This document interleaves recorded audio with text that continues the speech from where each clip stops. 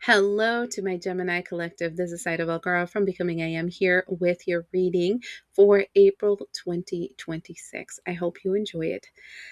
Um, for all of you that are new to this channel, I love astrology. I know that astrology is the one that affects the energetic pool of all the tarot card readings. So what I do is that I pick 4 events of of the month of April, and I pull oracle decks to see what it is, how these astrological events are going to be affecting you, the sign of Gemini.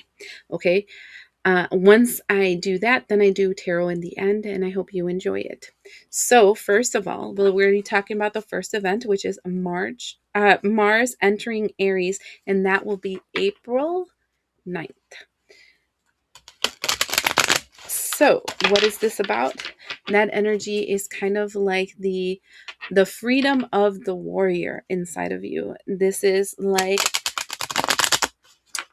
I want it, I got it. You know that song? Like you feel like doing something, so you do it. You dream about something, so you start doing it. You start acting upon what you're dreaming about, or you have a desire to heal something, so you initiate this healing. So because of that, I'm going to be using the chakra deck to find out where this is going to be affecting you and how. Okay. Mm. This is interesting. So we got 2 cards. You're the only one that's gotten 2 cards so far. And the fact that a gray card comes out is very important because the gray is talking about a distortion on all your energy centers. In other words, it's kind of like you have an antenna, but there is no reception coming towards you. And this one specifically is super interesting because it's called impartiality. And if you notice, it's a gray card and she's holding 2 pink hands, and there is I want to say a veil over her that she's not even realizing. Okay. What I'm going to tell you about that, Gemini, is this energy of, it sounds like a not me problem. So the fact that you are disassociating, it feels like disassociation. So disassociation, I give you a Google search to look it up so that you know what that means. But it's like you are here and your body is here and one doesn't talk to the other. That's what it feels like. Um, and so this is again an antenna with no reception being received to it. And you're doing it to protect yourself. This is a trauma response. This is a protective mechanism that you have where you're not allowing yourself to feel into something that is happening. And why? There is this energy of the sacral space here, and we have the energy of passion. And so and she's a princess. She doesn't look like a queen to me. So for me, it's feeling like the energy of your creativity, the energy of your desires and your passions, and they're connected to your sacral space. And what I'm feeling here is that though you really, really, really, really, really, really, really want something, you're trying to deflect by saying, well, it's not that big a deal if I don't get it. Yes, it is. It's a huge fucking deal. It bothers you a lot not to have it. And you're pretending like it doesn't bother you because it's better to pretend like it's not a big deal than to feel the disappointment of not receiving what you really want. Ooh, that was going to trigger.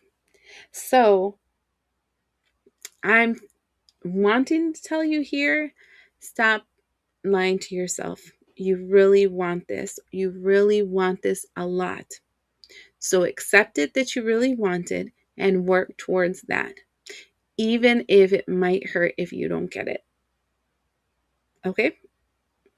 That's what that feels like. The next thing I'm looking into is the new moon in Aries, and this is on the 17th of April. Why is this significant? Because it's the new moon of Aries, and the sun is in Aries. And Neptune is in Aries, and Saturn is in Aries, and Mars is in Aries, and Mercury is in Aries. 6 signs on the sign of fire. 6 in tarot is the choice. It's the lover cards. It's the decisions that you make going forward. It is also this activation of, I want this and I want this now.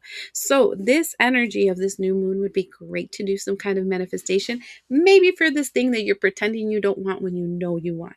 And for somebody, it feels like a partner.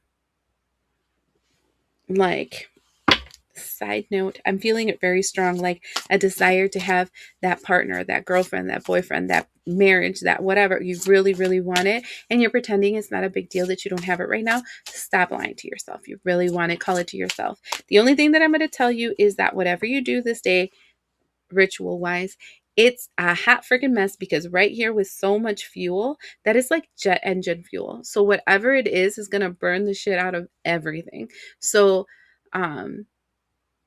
keep that in mind. It's the only thing I want to say, because this is very chaos magic. So I want to see what this new moon is bringing you, my Geminis. Ay, cabrón.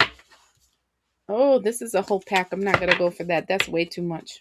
We're not doing that. Okay. We actually got one from the middle of it. And what we have, you're very close of achieving your goals. See? Very close of achieving your goals. So this is literally like, let's turn on that passion, because it's there. It's on the other side. They just want to see that you really want it, right? And it's like, yes, I want it. Bring it to me because I'm ready. That kind of thing. Okay. The next thing that we're going to be looking into is the sun entering the sign of Taurus. I like this because it's kind of like, instead of so much fire, so much fire, we finally get grounded with the energy of Earth with Taurus. And Taurus is the one that breaks down obstacles. So it's the change, but practical change. The things that you know that you can do in your 3D reality that can bring that to fruition. Okay, so let's see what this is about for you.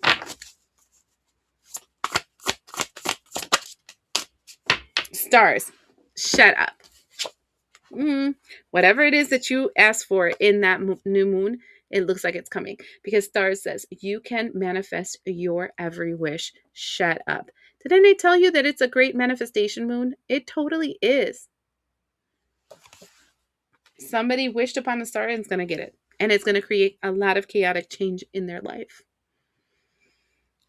Next thing that we're going to look into is Uranus entering the sign of Gemini. Why is this important? Because it's going to last for freaking ever. April 25th, it starts, and it continues till May 22nd, 2033. So for freaking ever.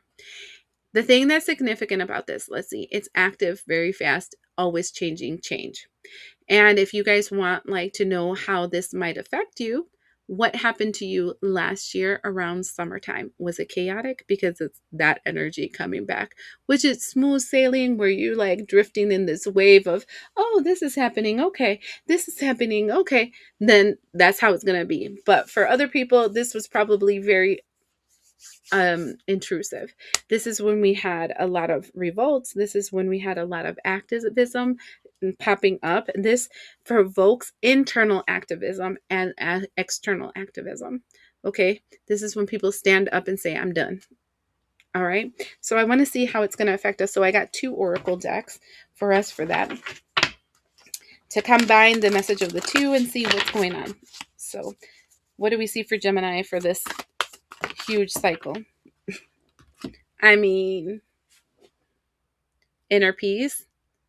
There's a reason why I said you're riding the waves and going like that. It really does feel, I don't know why, but for me, this energy for you feels like Hawaii, you know, where you're just like riding the wave because you know that that it is what it is. These came out while I grabbed the deck. I'm not even really looking at them. I'm just going to shove them back in the deck and see what's going on. So tell me more about this inner peace for my Geminis. I mean, maybe because Uranus is in your sign, right? So this is like your energy. Shut the fucking front door. Look at what came out. Number 15, it says, honoring your energy. I mean, that's why I'm like, this is insane. Oh, come on, focus so they can see it, because it's like, they're going to be like, no way. Yes way. Look at that. Honoring your energy. I told you. Maybe because it's your energy, and then I pulled that says it's your energy. That's crazy. I think the veil's gonna come off of you, and it feels very like Hawaii waves. Like, yes, this is just gonna go with the movements. It feels very, very positive. Um, so let's see what tarot wants to tell you as a final message. This was really short and sweet. I'm kind of really liking this.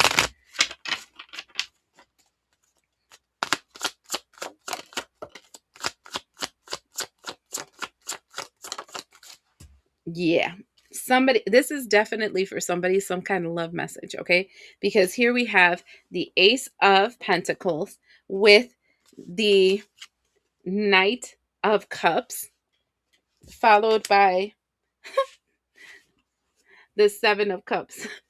This is literally one of those things where you're going to turn on the charm, you're going to go for it, and then you're going to be like, holy crap, I didn't know it's all this.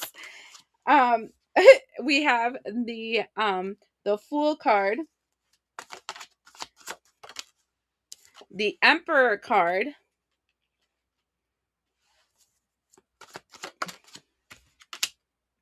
and the King of Cups. This is emotional maturity though, because you go from the Knight of Cups to the King of Cups.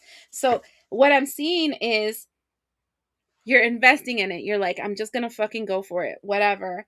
And then it's gonna be like putting on the charm, blah blah blah. Oh my god, I didn't realize this is this cray cray. And then it's like everything is gonna tell you, go the opposite direction. This is way too much. You're not ready for this. You're not ready for this. And you're like, no, no, no. I'm gonna stand in my power with the divine masculine energy of the Emperor and move forward on this, even though it's very chaotic. And what I'm seeing is emotional intelligence, a growth in your emotions, you becoming that active, masculine, emotional, empathetic person.